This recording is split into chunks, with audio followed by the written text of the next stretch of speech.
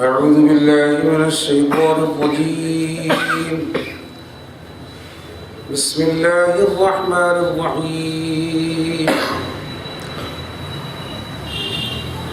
إن الله لا يغفر أن يشرك به ويغفر ما دون ذلك لمن يشاء ومن يشرك بالله فقد ضل ضلالا بعيدا.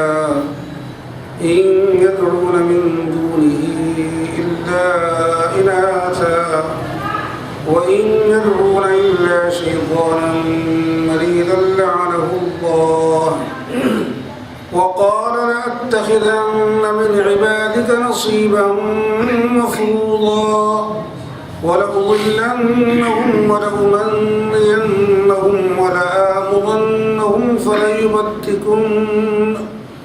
فليبتكن آذان الأنعام ولآمرنهم فليغيرن خلق الله ومن يتخذ الشيطان وليا من دون الله فقد خسر خسرانا مبينا. يعدهم ويمنيهم وما يعدهم الشيطان إلا غرورا.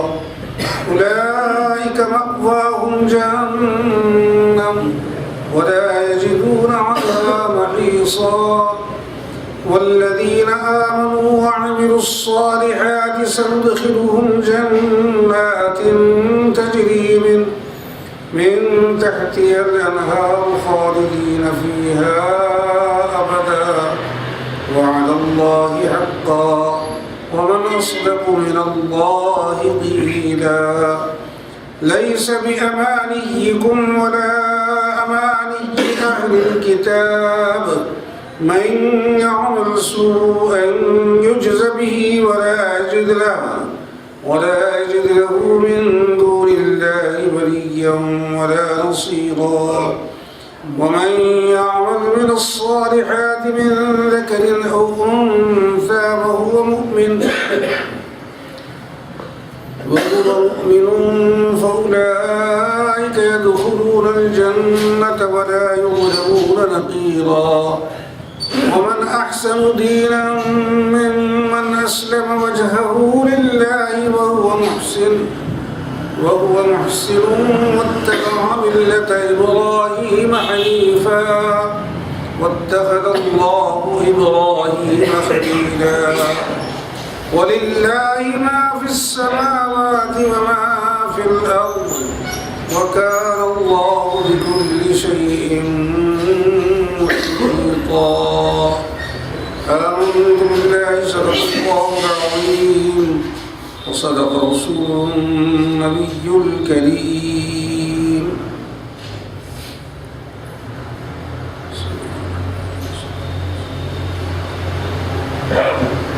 پانچویں پارے کا 15واں رکوع ہے، سورہ نساء ہے۔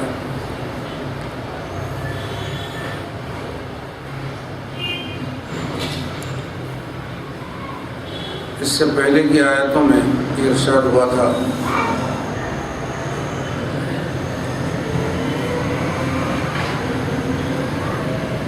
جو شخص ہدایت کے آ جانے کے بعد حضور اکرم صلی اللہ علیہ وسلم کی مخالفت کرے اور مسلمانوں کے راستے سے ہٹ کے چلے تو اللہ تعالیٰ فرماتے ہیں کہ ہم بھی اس کو اسی طرف پھیر دیں گے جس طرف وہ پھرنا چاہتا ہے، اور ہم اس کو جہنم میں جھونک دیں گے جو بڑا کوڑا ٹھکانا ہے۔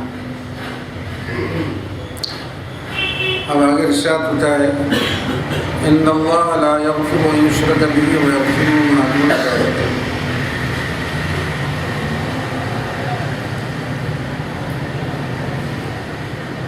اس سے پہلے ایک مرتد کی چوری کا تذکرہ آیا تھا جس نے زرا اور آٹا چرا لیا تھا، تو ماہ بشیر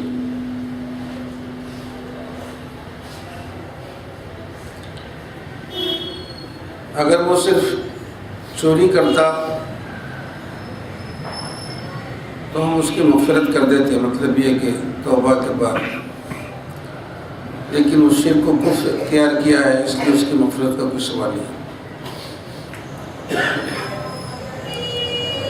ان اللہ لا یغفر ان یشرک بہ ویغفر ما دون ذلک لمن یشاء، بے شک اللہ تعالیٰ بخشتا نہیں کہ اس کے ساتھ کسی کو شریک کیا جائے، وَيَغْفِرُ مَا دُونَ ذَلِكَ لِمَنْ يَشَاءُ، شرک کے علاوہ جتنے گناہ ہیں اللہ سب کو معاف کرتا ہے، بڑے بڑے پہاڑوں کی طرح کیوں نہ،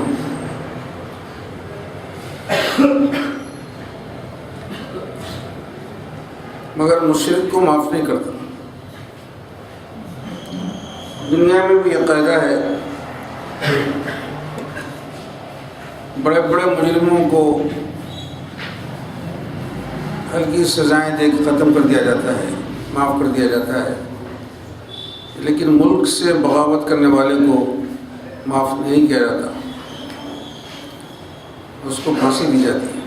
چنانچہ آپ اخبار میں پڑھے ہیں کہ بنگلہ دیش میں چند لوگوں کو بغاوت کے الزام میں پھانسی دے دی گئی، کیونکہ باغی کو بخشا نہیں جاتا، باغی کی سزا ہی ہے۔ اسی طرح اللہ تعالیٰ بھی نہیں بخشتا اس شخص کو جو شرک کرتا ہے۔ اب سوال یہ پیدا ہوتا ہے، شرک بولتے کسے؟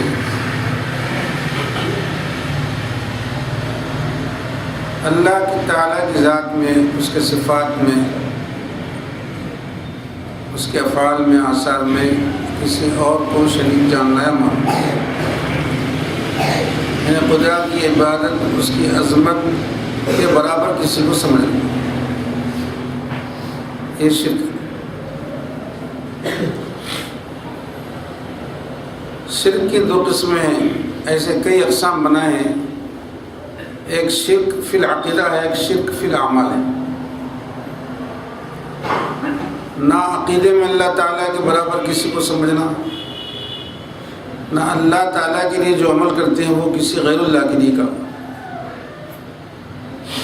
ان دونوں سے بچنا۔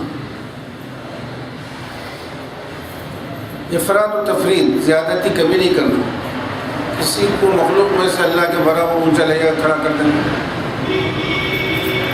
یا اللہ تعالیٰ کو اتنا نیچا لانا کہ کسی مخلوق کے برابر کر دینا، یہ شرک ہے۔ اللہ تعالیٰ شرک کرنے والے کو معاف نہیں کرتا۔ اصل میں شرک کا حقیقی طور پر وجود نہیں ہے۔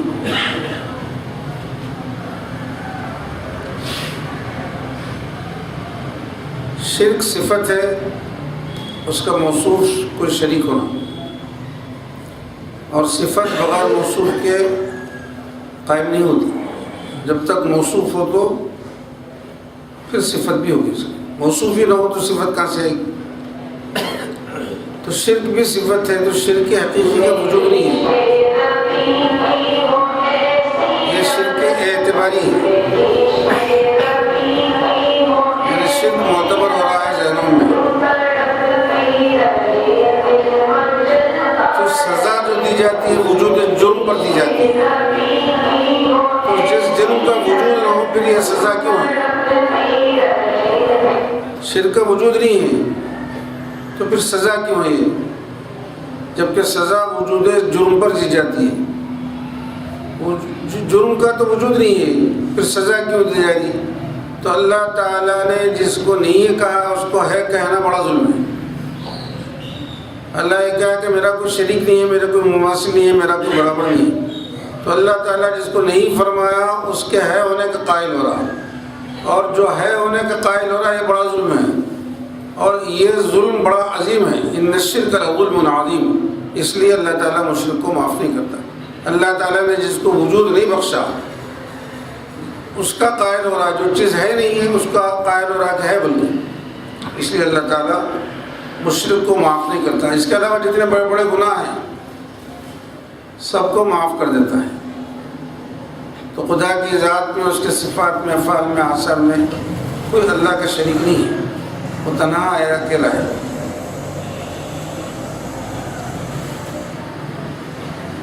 وَمَن يُشْرِكْ بِاللَّهِ فَقَدْ ضَلَّ ضَلَالًا بَعِيدًا. جو اللہ کے ساتھ کسی کو شریک کرتا ہے وہ دور کی گمراہی میں مبتلا ہے. گمراہ بھی ہے اور وہ دور کی گمراہی میں. اس لیے اللہ کے ذات کسی کو شریک نہیں کرنا. اس کے علاوہ شرک فی الاعمال میں ایک جس کا خطرہ حضور نے ظاہر فرمایا تھا کہ ریاکاری جو اعمال میں ہوتی اس سے بچنا چاہیے. شرک جلی سے تو عموماً آدمی بچ جاتا ہے، لیکن شرک جو خفی ہے اس سے بچنا بہت دشوار ہے. تو ریاکاری جو عمل میں ہوتی ہے اس میں فمن کان یرجو لقاء ربہ فلیعمل عملا صالحا ولا یشرک بعبادۃ ربہ احدا. اللہ تعالیٰ کی عبادت میں کسی کو شریک نہیں کرنا. ریا اگر کسی کو دکھانے کے لیے کیا جائے تو عبادت تو اللہ ہی کر رہی ہے اور اس کو دکھانا بھی شامل ہوا ہے اس کی عبادت میں، یہ شرک خفی ہے. اس لیے ایسے بھی شرک سے بچنے کا تاکیدی حکم ہے. اللہ تعالیٰ مغفرت نہیں کرتا مشرک کی. جب کوئی آدمی اپنے شریک کو نہیں پسند کرتا تو اللہ تعالیٰ تو خالق ہے، کیسے وہ پسند کرے گا اپنے شریک؟ مزاج انسانی یہ ہے کہ کوئی عورت اپنے شوہر کو پسند نہیں کرتی، کوئی آدمی اپنے مقام پر کسی کو بیٹھا ہوا پسند نہیں کرتا، تو خالق حقیقی کیسے پسند کرے گا؟ حضرت حسن بصری رحمۃ اللہ علیہ کے پڑوس میں جو لوگ رہتے تھے، ایک عورت نے اپنے شوہر سے گفتگو کی، اس کو آپ سن رہے تھے اپنے گھر میں. اپنے شوہر سے یہ کہہ رہی تھی کہ دیکھو میں تمہارے ساتھ گھر میں ہوں، تم کو زیادہ تنگ نہیں کرتی، مطالبہ نہیں کرتی. گرمی سردی میں تمہارے ساتھ تمہارے گھر میں رہتی ہوں، اس لیے نہیں رہتی ہوں کہ تم کسی غیر کے حوالے ہو جاؤ اور میں تمہارے گھر میں تمہارے حوالے رہوں. یہ سمجھ کر رہتی ہوں کہ تم بھی مجھ سے محبت کرتے ہیں، مجھے چاہتے ہیں، اور میں بھی تمہارے لیے ہوں، تم میرے لیے. اس لیے تم سے کوئی چیز کا مطالبہ نہیں کرتی. تم جس حال میں رکھے ہیں میں اسی حال میں خوش ہوں. تو جب یہ آواز آپ کو آئی اس کی تو آپ وجد میں آ گئے. لوگ پوچھے کیا آپ یہ وجد کر رہے ہیں، یہ کیا بات ہے؟ تو آپ فرمایا اللہ بھی تو یہی چاہتا ہے. جب کوئی عورت کے اپنے ساتھ کسی کو شریک پسند نہیں چاہتی تو اللہ بھی تو یہی چاہتا ہے کہ میری ذات میں، صفات میں، افعال میں، آثار میں میرا کوئی شریک نہ ہو. اس لیے اس سے پاک ہونا چاہیے. تو اللہ تعالیٰ وعدہ فرما رہا ہے کہ دیکھو بڑے سے بڑے گناہ کو معاف کرتا ہوں، لیکن شرک و کفر کو معاف نہیں کروں گا. میں نے جس کا وجود نہیں رکھا ہے اس کا انسان قائم ہو رہا ہے، اور یہ بڑا ظلم عظیم ہے، اور اس ظلم کی سزا دائمی جنت ہے. اب ایک سوال یہ پیدا ہوتا ہے، آدمی جتنا عمل کرے، جتنا جرم کرے، سزا بھی اتنی ہونی چاہیے. جرم جتنا کرے سزا اتنی ہوتی ہے. مثلا آدمی چوری کرا تو چوری کی جتنی سزا ہوتی دی جاتی. اگر شریعت میں ہاتھ کاٹنا ہے تو اس کے قتل تو نہیں کر دیا جاتا. جتنا جرم کرے سزا ہوتی دی جاتی. اب اس کا جو جرم ہے مشرک کا، یہ اپنے عمر کے محدود حصے میں کیا ہے، یعنی اگر کسی کی زندگی 70-80 سال ملی ہے تو اتنے سال انہوں نے شرک کیا ہے، لیکن اس کو جو سزا دی رہی ہے صدیوں سزا دی جا رہی ہے، بلکہ لامحدود سزا ابد الآباد تک دائمی جہنم اس کے لیے. یہ انصاف کے مغار ہے. جتنا جرم ہو سزا بھی نہیں ہونی چاہیے، جبکہ اسلام کو انصاف کی تعلیم دیتا ہے. تو انصاف کے مغائر ہے کہ جرم ہوا تھوڑی مدت تک، سزا ہو رہی بہت ساری مدت تک. یہ کیسے ہو سکتا ہے؟ بات تو اپنی جگہ صحیح ہے. علماء فرماتے ہیں دیکھو جو شخص اللہ کی ذات میں شریک کیا کسی کو، اور وہ شرک سے رجوع نہیں کیا، توبہ استغفار نہیں کیا، مرتے دم تک اسی پر قائم رہا، تو وہ اپنے ارادوں میں، اپنے قصد میں یہ چاہتا تھا کہ جو کچھ میں کر رہا ہوں نہ صرف جرم ہے بلکہ وہ میں نیکی سمجھ کے کر رہا ہوں۔ اللہ کی ذات میں کسی کو جو شریک کر رہا ہوں میں، وہ تو گناہ ہونا چاہیے، الگ بات ہے، لیکن میں اس کو حق سمجھتا ہوں، حق سمجھ کے کر رہا ہوں، تو وہ اپنے ارادے میں اس کو حق سمجھتا ہوا دنیا سے رخصت ہو گیا، تو اس لیے اس کی سزا بھی دائمی ہوگی۔ اب اس کے لیے چھٹکارا نہیں ہے، ورنہ جتنی مدت انہیں شرک کیا ہے اتنی مدت تک سزا ملنی چاہیے۔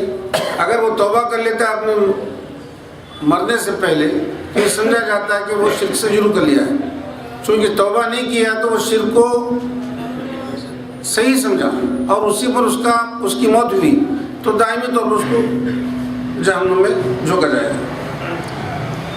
إِن يَدْعُونَ مِن دُونِهِ إِلَّا إِنَاثًا وَمَا يَدْعُونَ إِلَّا شَيْطَانًا مَرِيدًا۔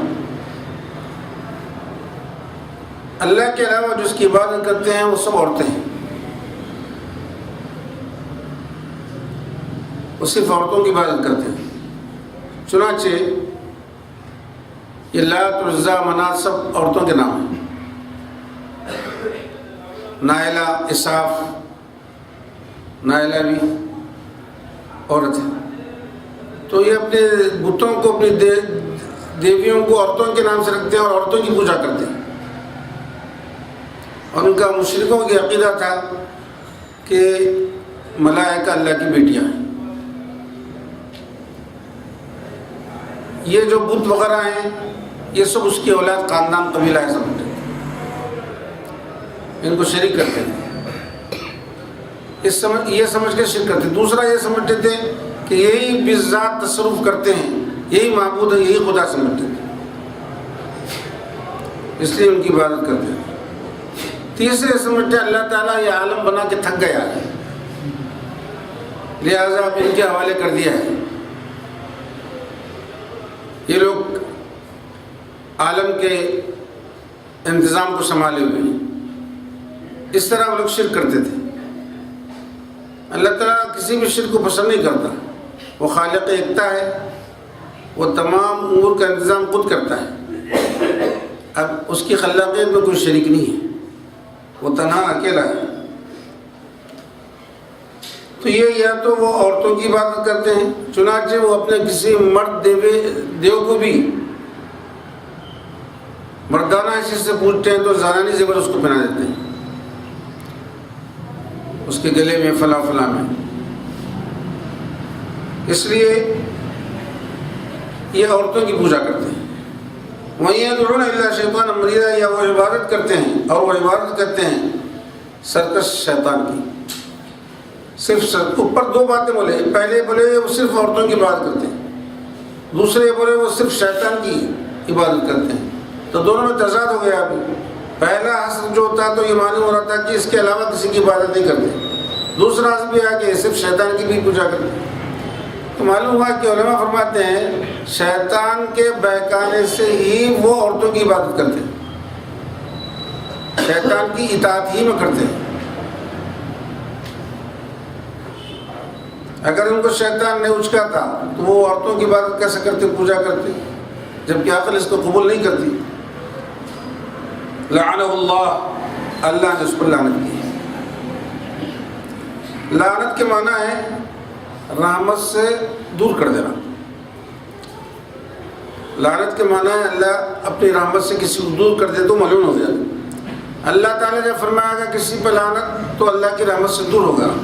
جب بندے کسی پہ لعنت کرتے ہیں تو بندوں کی لعنت سے اللہ کی رحمت سے دور نہیں ہوتا، بلکہ بندوں کی لعنت کا مقصد یہ ہے کہ وہ دعا کرتے ہیں اللہ اس کو ملعون کر دے،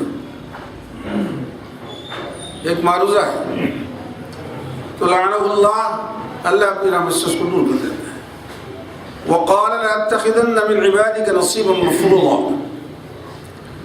اب یہاں شیطان کہا میں ضرور لے لوں گا آپ کے بندوں سے اپنا ہی مقررہ حصہ۔ اللہ تعالیٰ نے حضرت آدم کو برتری عطا فرمایا اور سجدہ کرنے کا حکم دیا، اس نے انکار کیا، اللہ مردود قرار دے دیا، ملعون قرار دے دیا۔ اس نے کہا کہ جب ایسی بات ہے جس کو آپ ہم پر برتری عطا کرے ہیں، وہ اس کے بھٹکانے میں، گمراہ کرنے میں کوئی کسر باقی نہ رکھوں۔ اس کو اس کی ضروریت کو بھٹکاتے رہنا.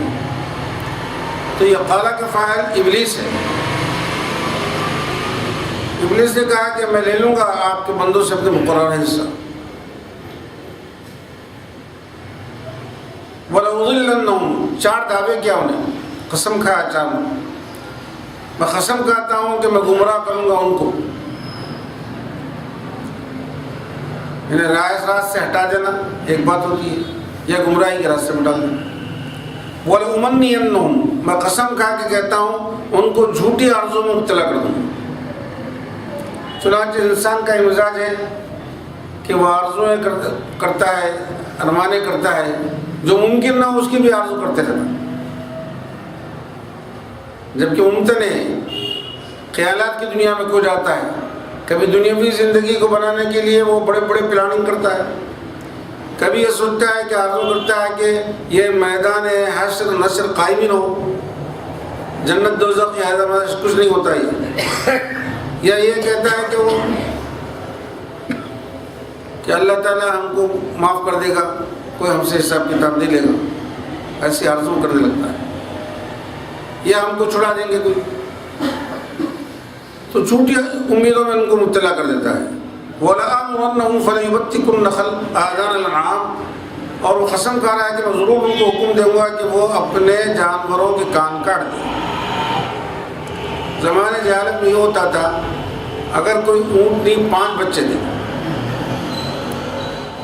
اور 5واں بچہ ہو, بچی نہ ہو, مادہ نہ ہو بلکہ نر ہو, تو اس کو اصطلاح میں بحیرہ کہتے تھے. اب ویسے اونٹوں کیا کرتے تھے, اس کے کان چیر دے کے نام پہ چھوڑ دیتے اونٹوں, یعنی اب اس کو کوئی سواری نہیں کرنا, اس میں اس کا دودھ نہیں دینا, اس کو مارنا نہیں کوئی.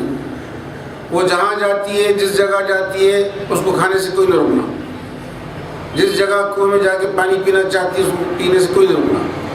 کیوں کہ ان کے دلوں میں, ان کے ذہنوں میں یہ خیال ڈال دیا شیطان کہ یہ مقدس ہو چکی ہے, اس کے ساتھ ایسا نہیں کرنا. تو قسم کہا کیا ہے, وَلَآمُرَنَّهُمْ فَلَيُبَتِّكُنَّ آذَانَ الْأَنْعَامِ کہ اس کے علامت کے طور پر اس کے کان کو چیر دیتے تھے.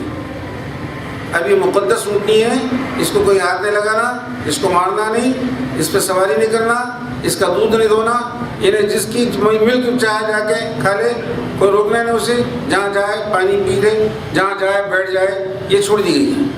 یہ خیالات ان کے ذہنوں میں ڈال دیں. یہ قسم کھا کے اللہ سے. اس کا تیسرا دعویٰ ہے. چوتھا دعویٰ یہ ہے وَلَآمُرَنَّهُمْ فَلَيُغَيِّرُنَّ خَلْقَ اللَّهِ میں ضرور حکم دے گا ان کو کہ وہ اللہ کی خلقت میں تبدیلی کر لیں. اللہ نے اپنی مخلوق کو جس پر پیدا کیا ہے وہ بدل لیں. یہ اللہ کی مخلوق میں تبدیلی کیسے کرتے ہیں؟ حدیث شریف میں آیا ہے کہ عورتیں اس زمانے میں عموماً اپنے جسم پر, اپنے ہاتھوں پر گدا کرتی تھی, نقش اتارا کرتی. کبھی کبھی آپ غیر مسلمان اہل علم کو دیکھتے ہیں کہ ان کے ہاتھوں پہ نقش ہوا کرتا ہے اور نکلتا نہیں. تو حضور نے فرمایا لعنت, اللہ نے لعنت کی. ابن مسعود رضی اللہ تعالیٰ عنہ سے روایت ہے, وہ لعنت کیا کرتے تھے ایسی عورتوں کو. تو لوگوں نے پوچھا آپ کیوں لعنت کرتے ہیں؟ ایسا صراحتاً قرآن میں تو کوئی آیا نہیں کہ ایسے گدا کرنے والی عورت پر تو لعنت ہے.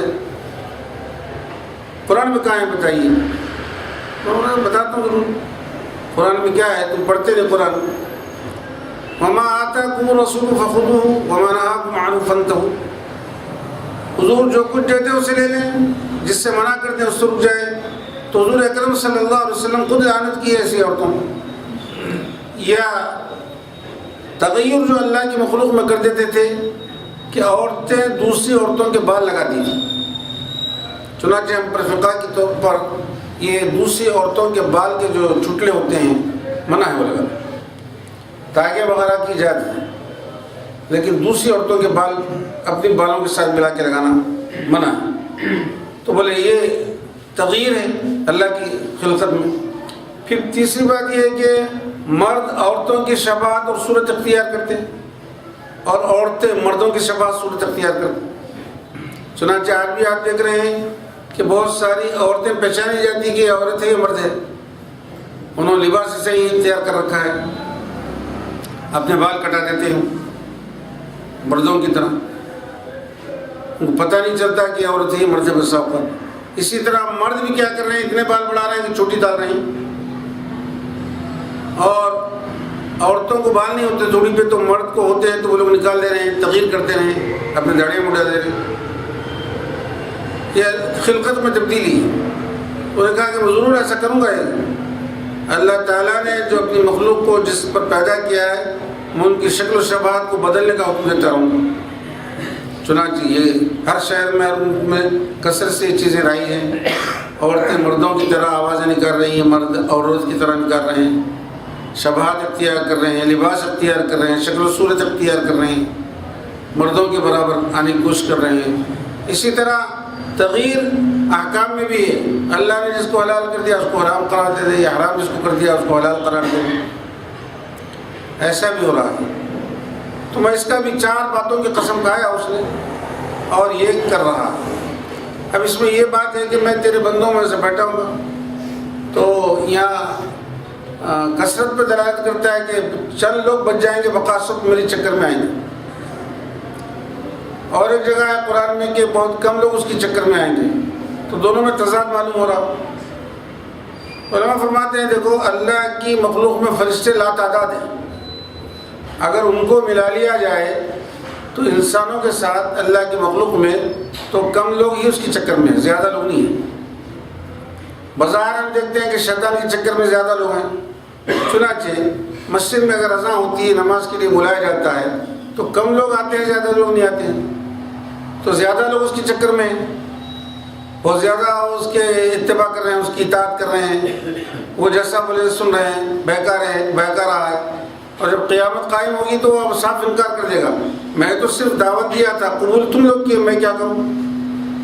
فلا تلومونی ولوموا انفسکم، مجھ پر کیوں ملامت کرتے ہو، اپنے آپ پر ملامت کرو. میں تم کو دعوت دیا تھا، تم قبول کر کے کیوں آئے، نہیں قبول کرنا تھا. اسی طرح اب میں تم کو دوزخ سے بچا نہیں سکتا، میں خود دوزخ میں جا رہا ہوں. تم جانو تمہارا رب جانو. انتظار کر دے گا، بری ہونے کی کوشش کرے گا. تو یہ 4 چیزوں کا خیال رکھنا چاہیے.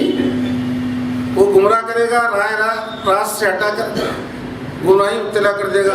چنانچہ آج بھی چند ایسے افراد ہیں جو کلم کھلا راہ راست سے ہٹ کے گمراہی مبتلا ہیں.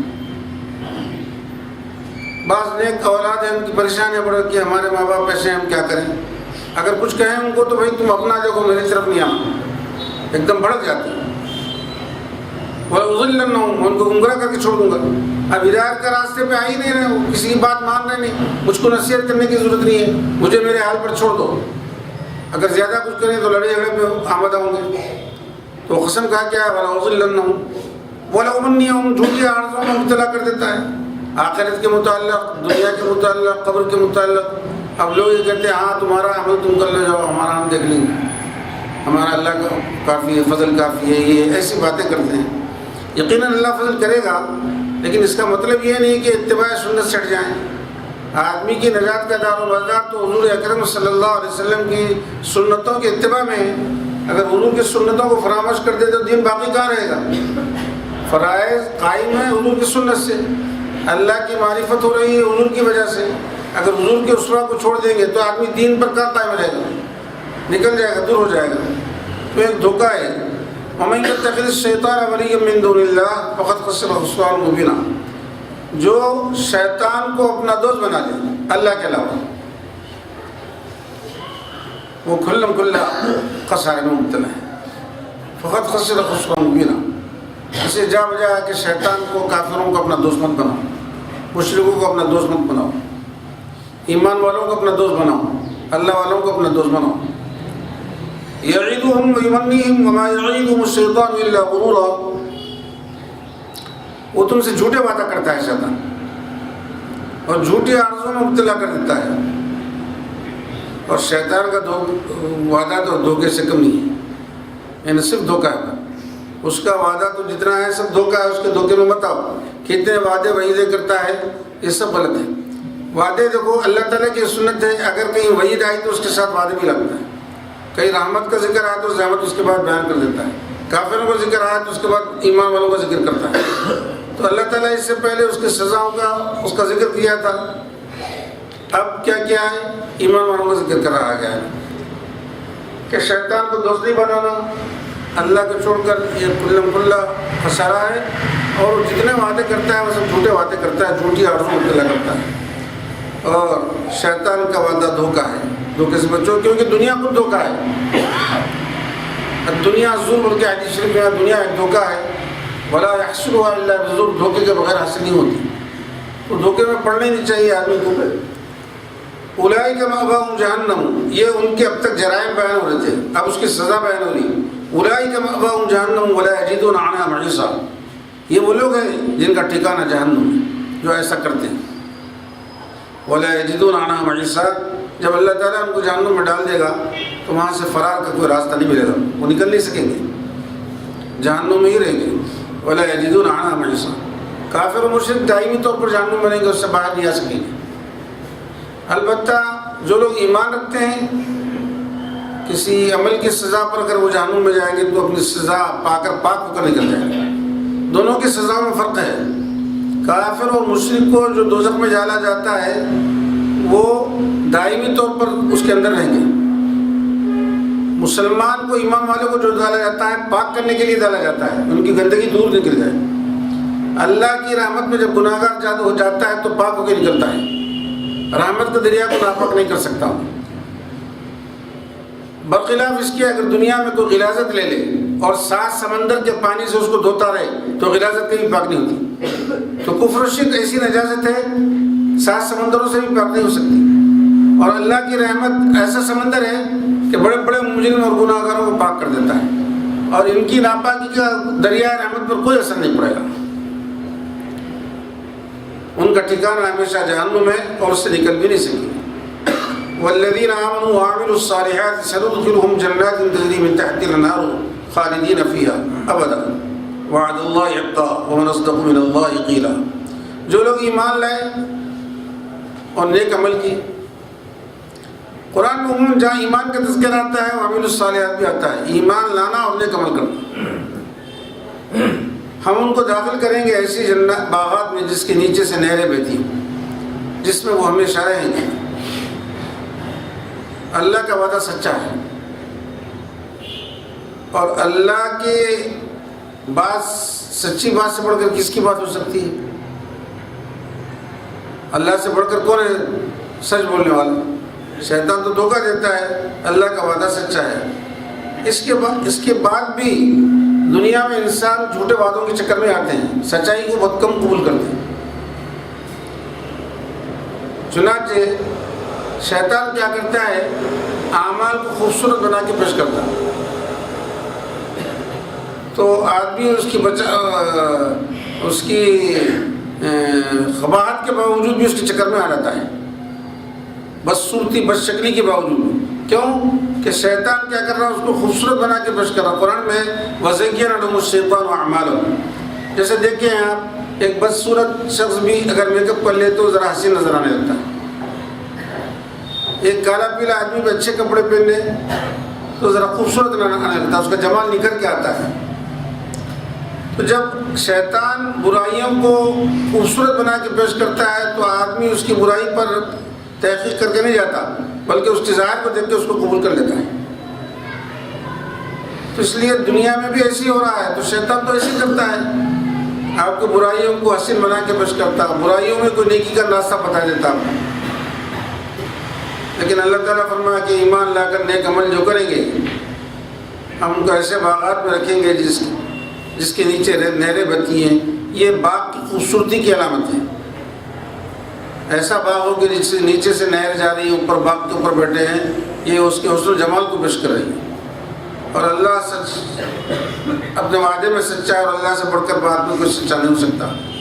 لَيْسَ بِأَمَانِيكُمْ وَلَا أَمَانِيَّ أَهْلِ الْكِتَابِ مَنْ يَعْمَلْ سُوءًا يُجْزَ بِهِ. یہ آیت کا شأن نزول یہ ہے کہ اتفاق سے ان اللہ لا یغفر جو شروع ہوا ہے، اللہ کسی مشرک کی مغفرت نہیں کرے گا. اس کا شأن نزول یہ ہے، عبداللہ بن مسعود رضی اللہ تعالیٰ عنہ فرماتے ہیں کہ حضور اکرم صلی اللہ علیہ وسلم کی خدمت اقدس میں ایک بوڑھا آیا کہ عرض کرنے لگا، یا رسول اللہ میں بہت بڑا مجرم اور گناہ گار ہوں، بہت گناہ ہوئے ہیں، لیکن جب سے ایمان لایا ہوں میں پھر شرک نہیں کیا، اللہ کی ذات میں صفات میں کسی کو شریک نہیں کیا، اللہ کی عظمت و کبریائی میں کسی کے برابر نہیں ٹھہرایا۔ بڑے بڑے گناہ ہو رہے ہیں، لیکن میں جب سے ایمان لایا ہوں ویسا نہیں کیا ہوں، تو اب میرے لیے کیا حکم ہوتا ہے، میرا کیا مقام مرتبہ ہے، میرے ساتھ کیا ہوگا؟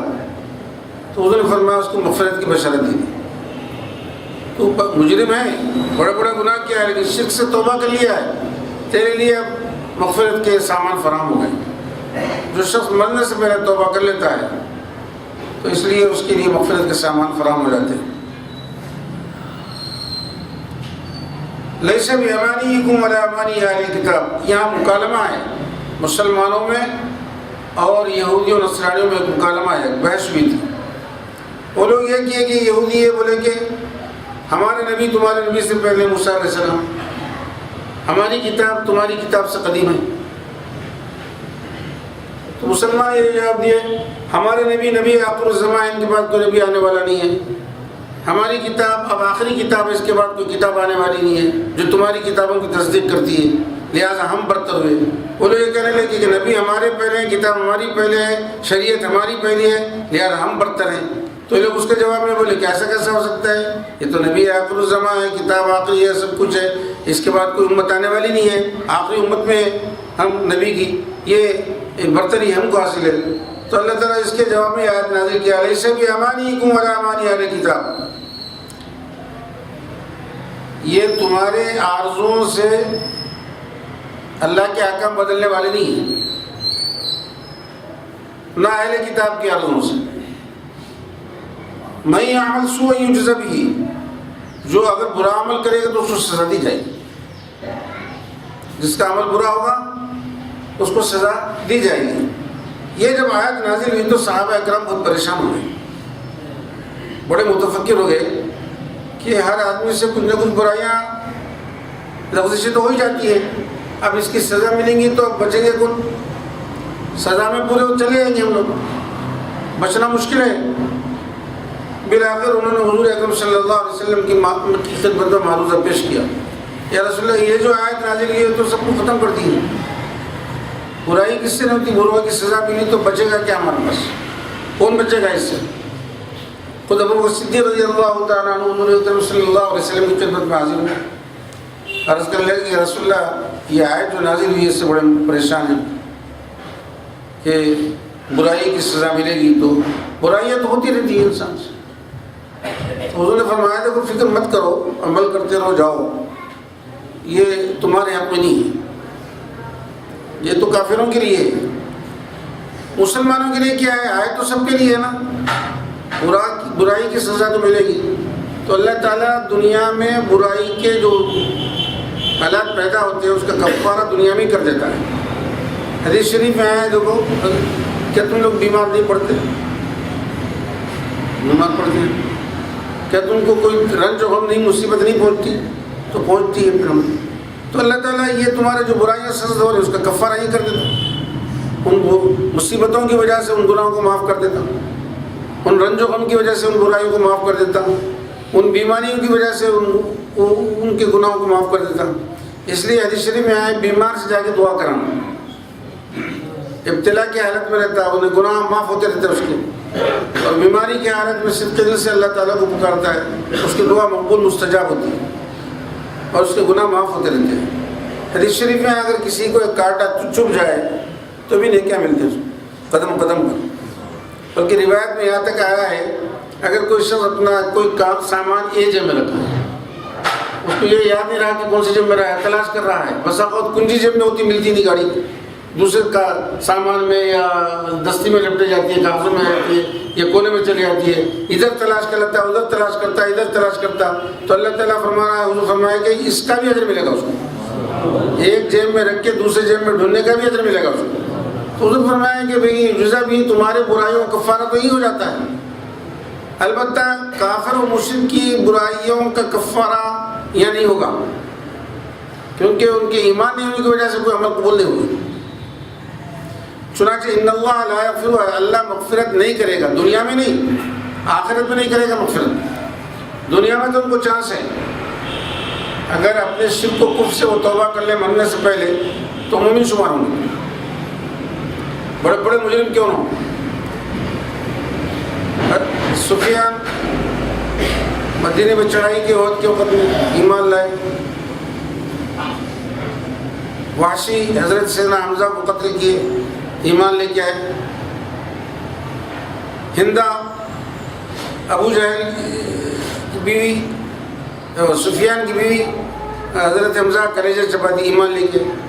تو ایمان لانے کی وجہ سے سارے کے سنا ان کے پیچھے بڑے بڑے جرم معاف کر دیے، کوئی باس پوس نہیں ہوگی، کتنے قتل کیے کتنے جرم کیے ایمان کی وجہ سے سب معاف ہوں گے، کوئی بچہ زمانے کفر و شرک کے تمام جرائم اللہ تعالیٰ ایمان کی وجہ سے معاف کر دیتا۔ چنانچہ ایک صحابی آیا کہ عرض کرنے لگا میں زمانے جہالت میں تو اتنے بڑے جرم کر رہا ہوں، ایمان لاؤں تو کیا سب معاف ہو جائیں گے؟ انہوں نے فرمایا الاسلام یہدم ما کان قبلہ، اسلام سب پہلے کی چیزوں کو، پہلے کی عمارتوں کو گرا دیتا ہے۔ تین باتیں حدیث شریف میں آئی ہے، الاسلام یہدم ما کان قبلہ، الحج یہدم ما کان قبلہ، حج بھی پہلے کے گناہوں کو معاف کر دیتا ہے، الہجرت تہدم ما کان قبلہ، اللہ اور رسول کی طرف ہجرت جو کرتا ہے آدمی اس سے بھی پہلے گناہ معاف ہو جاتا ہے۔ دوسرے ہے کہ اپنے برائیوں سے جو ہجرت کر کے نیکیوں کی طرف آ جاتا ہے، چھوڑ دیتا ہے، اس سے بھی سب معاف ہو جاتا ہے۔ تو یہ میں عمل سوء یجزا بھی، تو اس میں صحابہ کو اطمینان ہو گیا بھائی زندگی میں تو ہوتے رہتے ہیں برائیاں گناہ تو ہوتے رہتے ہیں، انبیاء بچے ہوئے ہیں، لیکن صحابہ کو اللہ تعالیٰ نے پاک کر دیا۔ پہلے تو صحابہ کو بچا لیا، اولیاء کو بچاتا ہے تو صحابہ تو بہت بڑے درجے کے ہیں، ان کو کسی گناہ میں لوث نہیں دیتا، اگر ہو بھی جائے تو ان کو توبہ کے بغیر موت دیتا، دنیا میں توبہ کر لیں پھر آئیں، پاک و صاف آئیں۔ تو یہ برائی کا جو کفارہ ہے دنیا میں مسلمانوں سے ہو جا رہا ہے، چھوٹے موٹے گناہ جو سرزد ہوتے رہتے ہیں۔ اور ایک گناہوں کو میٹنے والی چیز اور ایک ہے، ان تجتنبوا کبائر ما تنہون عنہ نکفر عنکم سیئاتکم، ایک تو نیکی کرنے سے بھی گناہ معاف ہوتے ہیں، دوسرے برائی سے بچنے سے بھی گناہ معاف ہوتے ہیں۔ دو چیزوں سے، دو طرفہ اللہ تبارک و تعالیٰ نے ہم پر احسان کیا ہے کہ ہم کوئی نیکی کر رہے ہیں اس سے گناہ معاف ہو رہے ہیں۔ کیا صاحب کیا نیکی کر رہے ہیں؟ نماز تو فرض پڑھنا چاہیے، ٹھیک ہے، نماز جو فرض پڑھے وہ بھی پڑھیں گے تو ہم ایک نماز سے لے کے دوسری نماز تک کے گناہ کو معاف کر دیں گے۔ صاحب وضو کر رہے ہیں تو وضو کی وجہ سے بھی ہم گناہ پورے چھڑا دیتے ہیں، تمہارے ہر وضو کے گناہ کو ہم جھاڑ دیتے ہیں، ایک جمعہ سے دوسری جمعہ تک کے تمہارے گناہوں کو معاف کر دیتے ہیں، ایک رمضان سے دوسرے رمضان کے درمیان میں جتنے گناہ ہوں سب معاف کر دیتے ہیں۔ تو قدم قدم پہ گناہ صغائر کے معافی کا اعلان ہوتے جا رہا ہے۔ پھر دوسرے بارے ان تجتنبوا کبائر ما تنہون، اگر کوئی گناہ کبائر سے بچ جائے تو اس بچنے کی وجہ سے ہم گناہ صغائر کو معاف کر دیتے ہیں۔ دو طرفہ اللہ تعالیٰ نے فضل فرمایا، احسان جتایا ہے کہ دیکھو دو طریقے سے تمہارے گناہ معاف ہو رہے ہیں، ایمان کی وجہ سے، ایمان کی دولت کی وجہ سے۔ اس لیے ایمان کو اپنے سلامت رکھنے کی ہمیشہ چمکانے کی کوشش کرتے رہنا، ایمان پر ثابت قدم رہنا، نیکیوں کی وجہ سے بھی گناہ معاف ہوتے ہیں، برائیوں سے بچنے کی وجہ سے بھی گناہ معاف ہوتے ہیں۔ اب یہ فکر دور ہو گئی صحابہ سے کہ برائی کی سزا ملے گی، بولے کہ کفارت ہو جائے گا سب، اب باقی نہیں رہے گی۔ وَلَا يَجِدْ لَهُ مِن دُونِ اللَّهِ وَلِيًّا وَلَا نَصِيرًا، اللہ کے علاوہ حمایتی اور مددگار نہیں ملے گا، نہیں پائے گا، اللہ ہی حمایتی اور مددگار ہے، کیونکہ اللہ ہی مولا ہے مسلمانوں کا، گرچہ کہ خالق کافروں کا بھی ہے، قیامت کے دن تو کوئی نہیں سوائے اہل ایمان کی،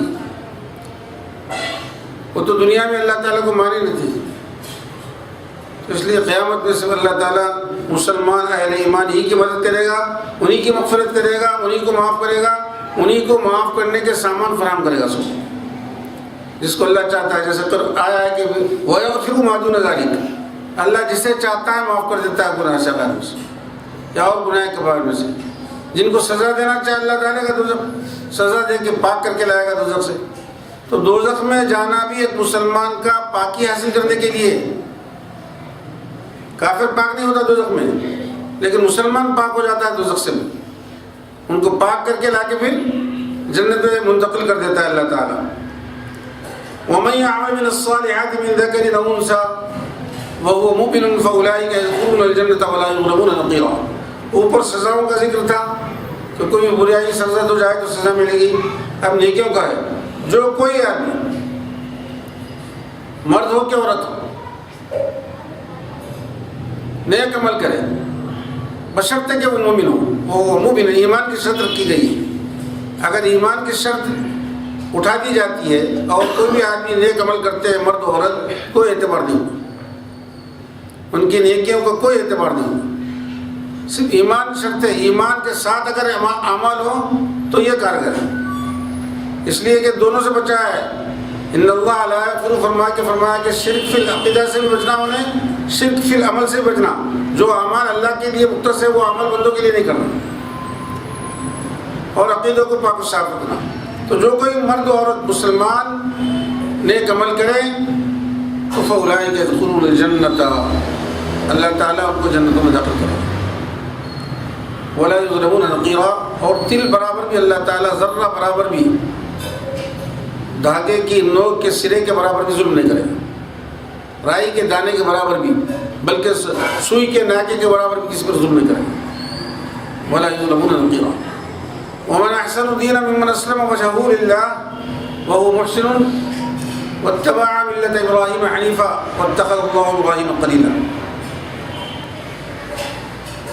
کتنا اچھا دین ہے اس شخص کا جو اپنے چہرے کو اللہ کے آگے جھکا دے. کیا ہی بہترین ہے، اس سے بڑھ کر اور اچھا دین کیا ہو سکتا ہے؟ اس شخص کا جو اپنے چہرے کو اللہ کے آگے جھکا دے. ایک اتنا ہی نہیں، وہ محسن پھر نیک عمل بھی کرے. واتبع ملت ابراہیم حنیفا، اور ملت ابراہیم کی پیروی کرے، جو باطل کی طرف نہیں جھکتا. واتخذ اللہ ابراہیم خلیلا، اور اللہ تعالیٰ نے ابراہیم علیہ السلام کو اپنا دوست بنا لیا. اس سے بڑھ کر اچھا دن کس کا ہو سکتا ہے جو اللہ کے آگے اپنا چہرہ جھکا دے. اس لیے سجدے کی اصل تعریف یہ ہے کہ ناک اور پیشانی ٹکنا اصل سجدہ ہے. ناک اور پیشانی ٹک جانا سجدے میں. رئیس الاعضاء یہ دونوں ہیں. بقایا تو یہ ضمنی ہے سجدہ عبادت کے لیے.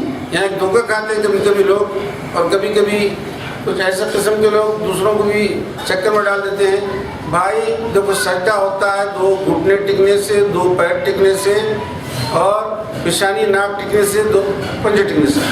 اب آپ بتاؤ، آپ کسی غیر اللہ کے لیے اگر سجدہ کریں تو سجدہ کیسا ہوا؟ تو یہاں دھوکہ نہیں کرنا. سجدہ عبادت میں یہ چیزیں شرط ہے. سجدہ عظمت میں کوئی چیز شرط نہیں ہے. اگر پیشانی ٹکے تو سجدہ ہو رہا ہے. سجدہ تعظیم کے لیے، عبادت کے لیے سب سجدے ہیں. دیکھو کبھی کبھی تو عذر ہو تو آدمی گھٹنے میں نہیں ٹک سکتا. اگر گھٹنے پہ مار ہے، گھٹنا نہیں ٹک سکتا. ہاتھ پہ مار ہے تو انہیں ہاتھ نہیں ٹک سکتا، دونوں ہاتھیں نہیں ٹک سکتا انہیں. تو اب کیا کرنا؟ بولے اشارے سے کر لینا. تو یہ چیزیں تو اپنی جگہ ہیں. یہ تو اب سجدہ تعظیمی کے لیے جو اللہ تعالیٰ کی عظمت کے برابر کس کو لا کے کھڑا کر دے، تو ایسی چیزوں میں توجہ نہیں ہونا چاہیے. اور وہ نیک عمل بھی کرے. واتبع ملت ابراہیم، ملت ابراہیم، ابراہیم علیہ السلام کے دین حنیف ہے. ہم لوگ ملت ابراہیم پر قائم ہیں. جو چیزیں حضرت ابراہیم علیہ السلام کو ملی تھی، دیکھو ہم بھی مونچھ کے بال کٹواتے ہیں، ختنہ کراتے ہیں. یہ آپ کے خصوصیات میں تھی. زیر ناف کے بال نکالتے ہیں، بغل کے بال نکالتے ہیں، ناخن وغیرہ نکالتے ہیں. یہ سب چیزیں ہیں وہی ملت ابراہیم کی جو ہمارے اندر آ گئی ہیں. واتخذ اللہ ابراہیم خلیلا، اللہ تعالیٰ کے صفات سے متصف تھے ابراہیم علیہ السلام. واتخذ اللہ، اللہ نے بنا لیا ابراہیم علیہ السلام کو دوست بنا لیا. ایک مرتبہ صحابہ اکرام حضور کے انتظار میں تشریف فرما تھے.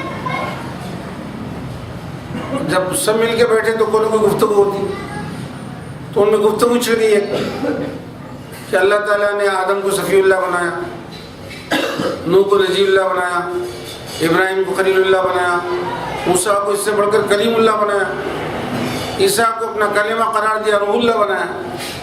یہ تو بڑے بڑے درجے ہیں بولے. اور ہمارے حضور صلی اللہ علیہ وسلم نے ان کو بڑے بڑے درجے دیا ہے. تو حضور ذرا آنتے خود یہ باتیں سن لیے. فرمایا کہ میں تمہاری گفتگو سن رہا تھا اللہ نے آدم کو صفی اللہ بنایا، نوح کو نجی اللہ بنایا، موسیٰ کو کلیم اللہ بنایا، داؤد کو خلیفۃ اللہ بنایا، تو کیا ہوا؟ تمہارے نبی کو تو اللہ نے حبیب اللہ بنایا ہے، اللہ کا دوست بنایا ہے۔ دونوں میں فرق کیا ہے؟ حبیب اللہ میں اور خلیل اللہ میں بہت چیزوں کا فرق ہے۔ خلیل بولتے ہیں دوست کو، اصل دوست کو خلیل بولتے ہیں۔ یہ خے کو زبر کے ساتھ، زیر کے ساتھ، پیش کے ساتھ اگر پڑھ لے، خل تو معنی بدل جاتے ہیں، ہر ایک کے اعراب کے ساتھ معنی بھی بدل جاتے ہیں۔ تو انہوں نے فرمایا دیکھو میں تو حبیب اللہ ہوں نا۔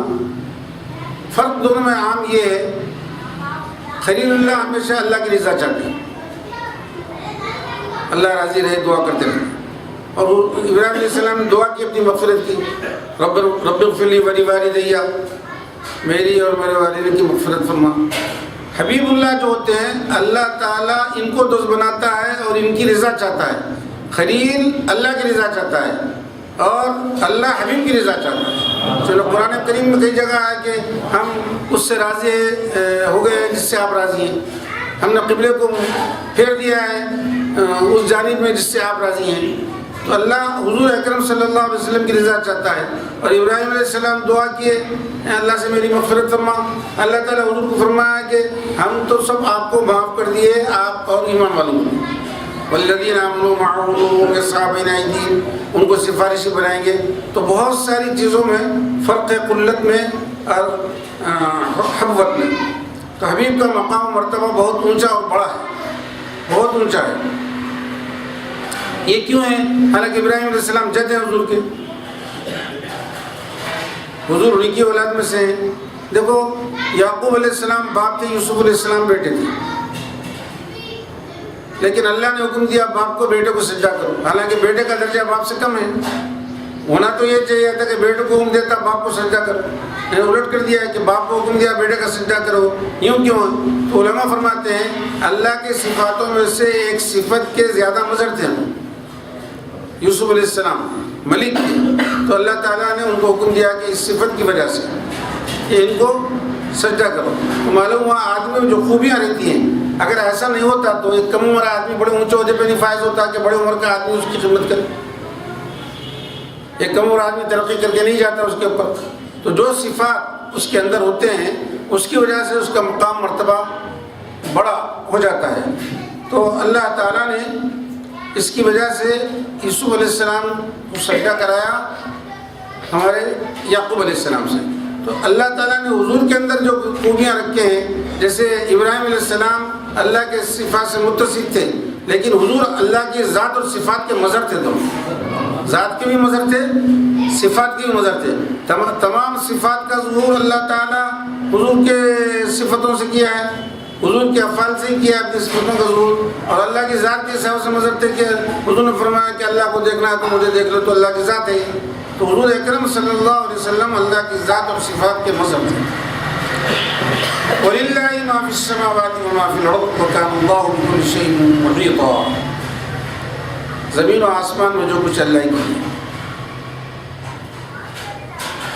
اور اللہ تعالیٰ ہر چیز کو احاطہ کیے ہوئے، کوئی چیز اللہ کے احاطے سے باہر نہیں ہے، سب اللہ کے احاطے میں، کائنات کا ذرہ ذرہ۔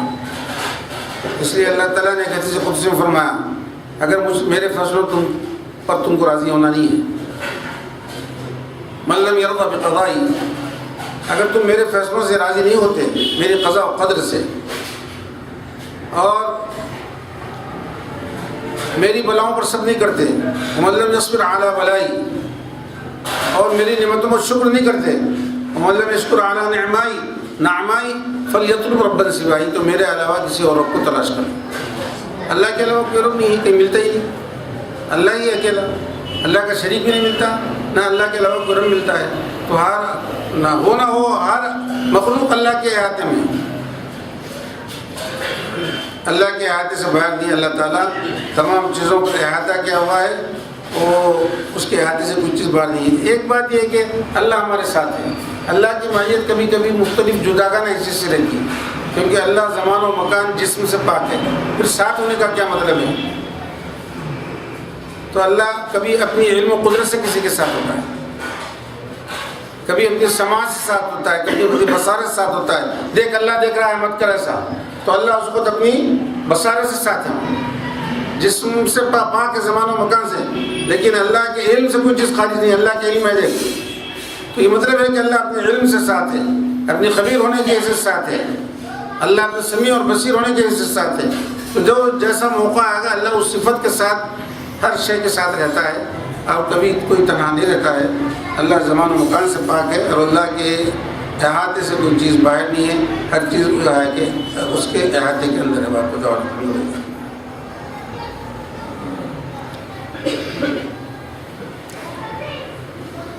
کوئی نہ کوئی واقعہ ہمیشہ بزرگان کا سناتے ہیں ایمان کو تازہ کرنے کے لیے.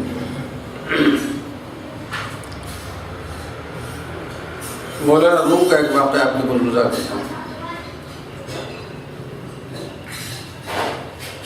مولانا روم بہت جلیل القدر عالم تھے، جن کے علم کا شور شرابہ غلغلہ پورے روم کے اندر تھا. میں ان کی ایک واقعہ سنا دیتا ہوں، بس وہ پوری حالات سے تو آپ کو لمبی بات ہے کہ سنانے کی بہت دیر ہوتی ہے.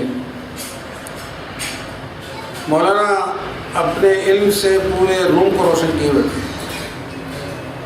ہر طرف سے اگر کوئی ہوتا تو مولانا روم کا نام آتا اس کی وجہ سے. اور جب آدمی کوئی بڑھتی ہوئی ترقی کرتا ہے تو اسی کے جو ہم پیشہ لوگ اس کے دشمن ہو جاتے ہیں.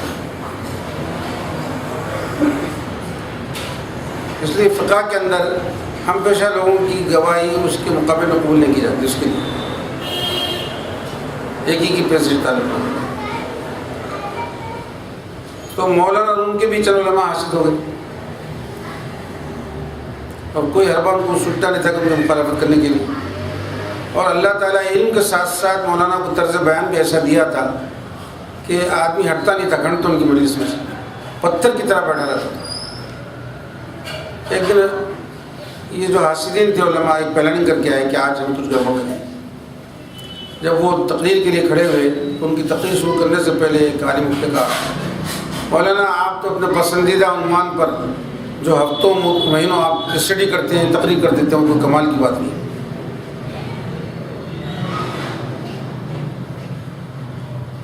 تو آپ فرمائے دیکھو میں کبھی دعویٰ تو نہیں کرا اپنے کمال کا، میں تو اپنے کو ایک طالب علم سمجھتا ہوں، تو بڑا آدمی نہیں سمجھتا. اگر آپ کے پاس کوئی عنوان ہے تو دیجئے، میں کوشش کروں گا اس پہ تقریر کرنے کی. جو شخص اس کے اعتراض کرا تھا اپنے مجمع میں چوتھ طرف دیکھا، اس کے بعد بولا کہ ٹھیک ہے آپ والضحیٰ پہ تقریر کیجیے، سورۃ الضحیٰ پہ. تو آپ والضحیٰ واو سے شروع ہو رہا تو صرف ایک حرف واو پر 6 گھنٹے تقریر کرے اس کو، صرف واو پہ. تو وہ اپنی جگہ سے اٹھ کے آ کے مولانا کے قدموں میں گر گیا، مجھے معاف کر دیجیے، اور راز کو فاش کر دیا کہ یہ علماء آپ سے حسد کرتے ہیں، یہ سب مل کے پلاننگ کی تھے اور مجھ کو کھڑا کر دیا تھا، میں معافی چاہتا ہوں، میں آپ کو نہیں سمجھاتا، اب آپ سے بڑھ کر کے بڑا عالم ہے. لیکن اس کے باوجود بھی مولانا روم ہمیشہ اپنے اصحاب میں تذکرہ کرتے تھے کہ میری پیاس بجھی نہیں، میں پیاسا ہوں. اتنا علم حاصل کرنے کے باوجود بھی میں پیاسا ہوں، میری پیاس بجھی نہیں اور میں بے چین ہوں اس سے.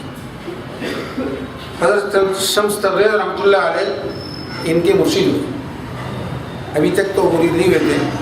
ایک مجذوب قسم کے آدمی تھے شمس تبریز رحمۃ اللہ علیہ. وہ خانقاہوں میں جاتے کہیں بھی یا سراہوں میں جاتے مراقب ہو جاتے، ملک کے ملک پھرتے تھے. ایک مرتبہ اللہ تعالیٰ کی بارگاہ میں معروضہ پیش کرے، مولا وہ بندہ کب ملے گا مجھے جو میری صحبت کا متحمل ہو، میرے صحبت میں رہنے کے لائق جو بندہ ہے وہ کب ملے گا مجھے.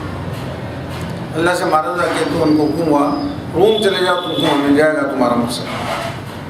وہ بندہ روم میں تمہاری صحبت کا متحمل ہے. آپ روم کا رستہ لیے اور ایک سرائے میں جا کے ٹھہر گئے. اس کے دروازے کے بازو ایک اونچا چبوترا تھا، وہاں بیٹھ جاتے ہیں، آنے جانے والوں کو دیکھا کرتے تھے. اسی طرح کئی دن گزرنے کے بعد ایک شور اٹھا کہ مولانا روم تشریف لا رہے ہیں. ان کے پیچھے سینکڑوں طلبہ رہتے تھے بڑے ادب و احترام کے ساتھ، جو پیچھے پیچھے چلتے رہتے تھے. جیسے ہی وہ ان کے قریب آئے تو شمس صبر چونک کے ایک دم چونک کے محسوس کر لی کہ وہی شخص ہے جس کی صحبت کے لیے، میری صحبت کے لیے اس کو منتخب کیا گیا. تاڑ لیا. اس کے بعد ایک مرتبہ مولانا درس دے رہے تھے، ان کے درس میں پہنچ گئے. کیسا پہنچے؟ پورے مجمع کو چیرتے ہوئے جا کے مولانا کے قریب پہنچ گئے. جا کے بڑھ گئے. طلبہ حیرت میں تھے. مجمع سرا کہ ایک ایسا شخص جو مجذوبانہ حالات کا متحمل ہے اور سب کو چیرتے ہوئے آ کے بیٹھ گئے ہمارے پاس مولانا کے قریب. انہوں درس میں مصروف تھے، کچھ بولے نہیں. جب یہ توجہ نہیں کر رہے تھے تو انہوں نے درس میں خلل ڈال دی. شمس طبع سے کیا خلل ڈالے؟ وہ کتب خانے کی طرف اشارہ کرتے بولے یہ کیا ہے؟ تو مولانا روم فرمائے آپ بیٹھ جائیے، یہ درس ختم ہونے کے بعد میں بتا دوں. درس ختم ہونے کے بعد پوچھے آپ کون ہیں، کہاں سے تشریف لائے ہیں، کیوں آئے ہیں؟ تو شمس بولے وہ سب مت پوچھو کون ہے، کیا ہے، کہاں سے تشریف لائے ہیں.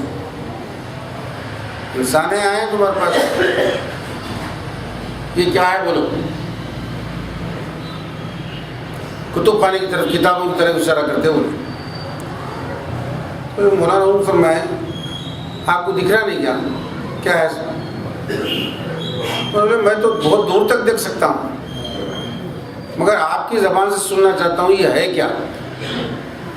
بولے یہ کتاب ہے، کتاب ہے، اس میں علم بھرا ہوا ہے. اس زمانے میں یہ تبادلہ نہیں ہوتی تھی، پرنٹنگ والا، کتابت قلم سے لکھتے تھے. اپنے علم کو محفوظ کرنا ہے تو قلم سے لکھتے تھے. اس وقت کیا کرے انہوں، شمس تبریز ان کی ایک کتب خانے سے کتاب لیے اور جہاں وضو کرنے کا حوصلہ اس میں ڈالے. ارے ہنگامہ شروع ہوگا، بھائی میری محنت برسوں کی چلے جائے گی، اگر سیاہی مٹ گئی تو علم کہاں باقی رہے گا، سارا چلے جائے گا. اب لوگ کچھ مختلف واقعات ہیں، کبھی ان کو شاگرد ان کے اوپر دست درازی بھی کیے، کرے بھائی میرے کیوں مار رہے ہیں، کیا بات ہے، میں نے کیا جرم کیا ہے؟ ارے کیا ہے تم نے؟ مولانا کی محنتوں کا سرمایہ ہاؤس میں ڈال دیا ہے. انہوں نے برسوں محنت کر کے اپنا علم قلم بند کیا تھا اس کے اندر، اب وہ پانی کی وجہ سے مٹ بھی جا رہا. اب کیا پوچھ رہے ہیں اوپر سے؟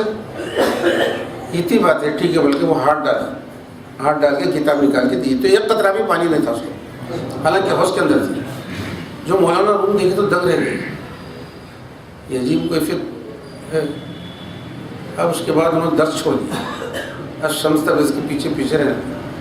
صلاح الدین ایک نامی بزرگ تھے، ان کے خانقاہ میں یہ پیر و مرید 6 مہینے تک مراقب رہے. اب یہ 6 مہینے جب اندر چلے گئے تو پورے شہر کے اندر گڑبڑ ہو گئی کہ یہ شخص جو آیا ہے ہمارے مولانا کو چھین لیا ہے، نہ درس ہو رہا نہ تدریس ہو رہی، ہم کو چھین کے لے کے چلے گئے. تو شمس تبریز کے لوگ دشمن بن گئے مولانا روم کو حاصل کرنے کے لیے.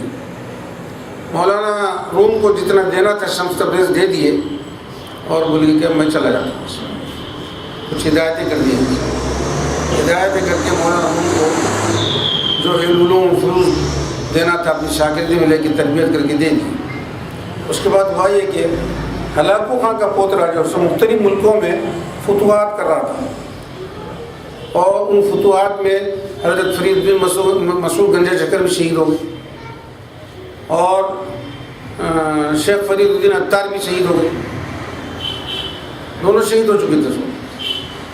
تو اب یہ اس کا رخ مختلف ملکوں سے ہوتے ہوئے روم کی طرف ہی آیا. اس کے پتر جو اس وقت سپہ سالار تھا پیچو خان تھا. تو تمام ملک کے روم کے عمرا بیٹھ کے سر جوڑ کے سوچنے لگے کہ کیا ہوگا، ہم بچ تو نہیں سکتے اس سے،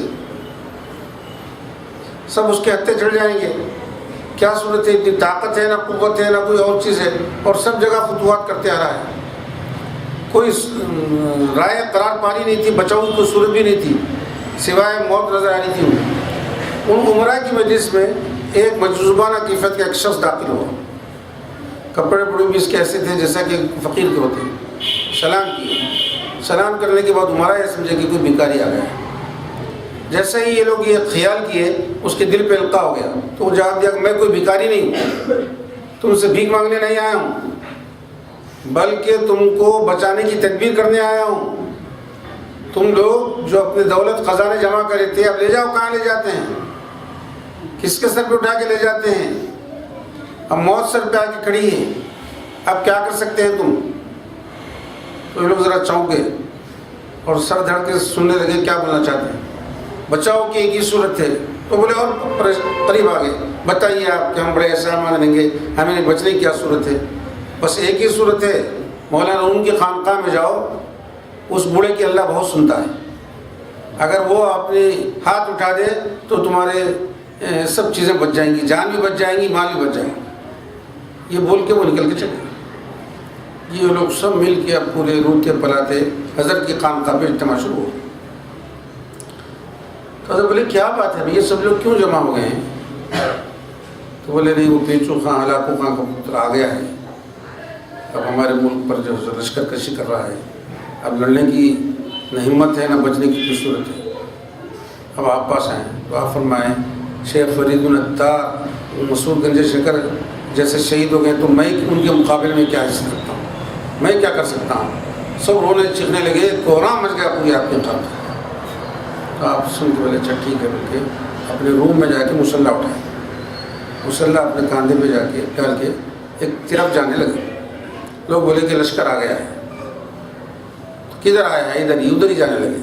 تھوڑی دیر کے بعد غصے سے پیچھے پلٹ کے بولے تم لوگ چلے جاؤ سے، اپنے اپنے گھروں میں جا کے اللہ تعالیٰ کی بارگاہ معروضہ پیش کرو، دعائیں کرو، توبہ و استغفار کرو۔ جہاں لشکر ٹھہرا تھا اس کے قریب میں ہی آپ ایک ٹیرے پہ چڑھ کے مسلح ڈال کے نماز پڑھنا شروع کر، اور بہت دبلے تھے۔ جو لشکر دیکھا وہ پیچو خاں کا سپاہی کہ کچھ آ کے یہ ٹھیلے پہ کھڑا ہو گیا ہے سفید لباس میں، یہ کچھ جاسوس ہوتا ہے، جاسوسی آ کے ہماری جاسوسی کرنے کے لیے آیا ہے، لہٰذا اس کو ہلاک کرنا چاہیے۔ تو لوگ اپنی کمانیں نکالے، کمانیں نکال کے کھینچنا چاہ رہے ہیں تو کمان کھینچے نہیں جا رہی۔ ارے کیا کریں، کمان کھینچے نہیں جا رہی ہے، تیر کیسا پھینکے جب تک کمان نہیں کھینچے گی؟ نہیں بولے اب یہ تو نہیں جا رہی، چلو گھوڑوں میں بیٹھ کے اس کے قریب پہنچ جائیں گے۔ گھوڑوں کو جا کے اٹھا رہے ہیں تو گھوڑے اٹھ رہے ہیں، مارنے لگے تو وہ جانور تھے، ایسا کوہرام مچا دیے آوازیں کر کے۔ وہ پیچو خاں اپنے خیمے میں سے باہر آیا، کیا بات ہے؟ سارا معاملہ سنایا کہ ایک شخص آیا ہے سامنے، تو کوئی جاسوس ہے، ہم اس کو مارنا چاہ رہے تو تیر کھینچے نہیں جا رہے، گھوڑوں کو اٹھانا چاہ رہے ہیں تو گھوڑے اٹھ رہے نہیں۔ اور پیچو خاں اپنی تیر اندازی میں بہت ماہر تھا، اس کا تیر کبھی خطا نہیں جاتا تھا۔ وہ غصے کی حالت میں ایک تیر لیا سپاہی سے، کمان لیا اور کھینچنا شروع کرا تو تیر کھینچے گا، تو دیکھنے لگا تم ابھی بولے تھے نا تیر نہیں کھینچے جا رہا، بلکہ دیکھو تیر تو کھینچے جا رہا۔ تیر چھوڑا تو ایک تیر ادھر بازو سے نکل گیا، مولانا کے اوپر نشانہ نہیں لگا، حالانکہ مشہور تھا۔ تو سارا لشکر دیکھ کے حیرت میں پڑ گیا کہ یہ نشانہ باز، اس کا تیر خطا نہیں جاتا۔ دوسرا تیر چھوڑا تو ادھر بازو سے نکل گیا، پھر ایک تیر چھوڑا تو لگ رہی نہیں۔ انہوں نے بولا یہ تو ہو نہیں سکتا ہے، غصے میں آ کے اپنا کمان ایک سپاہی کے سر پر مار کے اپنے خیمے میں جا کے تلوار لے کے آیا۔ تلوار لے کے جب آگے بڑھ رہا تھا تو ایسا معلوم ہوتا تھا زمین اس کے پیروں کو پکڑ لی، اٹھنے نہیں دے رہی۔ تو مجبور ہو کے بولا اے ساحر، اے جادوگر، ہم غلطی سے تیرے علاقے میں آ گئے ہیں، تو ہم کو معاف کر دے، ہم اپنے لشکر کو لے کے واپس چلے جائیں۔ جب یہ کلمات کہا تو اس کے پیر زمین چھوڑ دی، زمین چھوڑ دیے تو اپنے لشکر کو لے کے واپس چلے گا۔ مولانا اپنی نماز ختم کر کے مسلح ڈال لے کے واپس آ گئے۔ تو اللہ تعالیٰ کہ جو بندے اللہ کے مقرب ہوتے ہیں وہ ان کی سنتا ہے، ان کی دعاؤں کو سن لیا، لشکر میں کیسے ہیبت ڈال دیا۔ آپ کی ایسی کرامت ہے یہ کہ سارے روم کو آپ نے بچا لیا اس کے حملے سے، اور واپس ہوگا مجبور چلے گا۔ جادوگر کہہ کے چھوڑ دیا کہ جادو تیرے پر ہم اثر نہیں کر سکتے، اثر انداز نہیں ہو سکتے۔ تو اللہ تعالیٰ جادوگروں کیا، اللہ تعالیٰ ان کی زبانوں میں، ان کے ہاتھوں میں وہ تاثیر رکھا ہے، مادی ترقی سوریا پر پہنچ جا کے ان کو مقابلہ نہیں کر سکتی، کبھی نہیں کر سکتی۔ آج دیکھو نظر سے علاج ہوتا ہے، ایک نظر وینارے پر ڈالا تو آباد ہو جاتی ہے، صرف نظر۔ آج سائنس ترقی کر کے بول رہی ہے نظروں سے بھی علاج ہوتا ہے، دیکھنے سے بھی علاج ہوتا ہے، بلکہ آج سائنس ترقی کر کے تحقیق کے بعد یہ بتا رہی ہے مگر حضور اکرم صلی اللہ علیہ وسلم 1400 سال پہلے ہی یہ معجزہ دکھا دیے کہ نظر سے علاج کر دیے لوگوں کی، نظر سے قلب کی کیفیتیں بدل گئی لوگوں کی. تو نظر میں بھی اللہ تعالیٰ وہ اثر رکھتا ہے کہ بیماریوں کو بھی دور کر دیتا ہے، قلب کی کیفیتوں کو بدل کرتا ہے. ورنہ سائنس تو صرف ظاہر کی حد تک ہے، باطن میں تو سائنس کو سر انداز نہیں ہوتی، لیکن اللہ والے باطن میں بھی اثر انداز ہو جاتے ہیں، ان کے دل کی کیفیتوں کو بدلتے ہیں. واقع تعالیٰ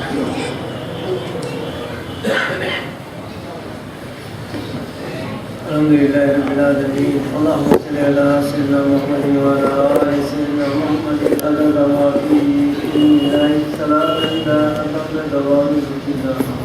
ربنا ظلمنا انفسنا وان لم تغفر لنا وترحمنا لنكونن من الخاسرین. ربنا تقبل منا الفاتحہ.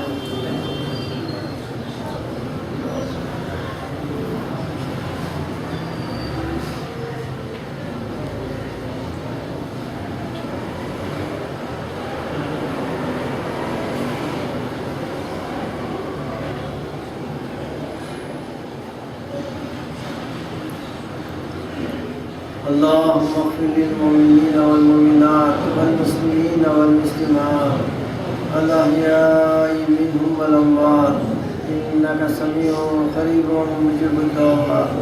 إن الله وملائكته يصلون على النبي يا أيها الذين آمنوا صلوا عليه وسلموا تسليما.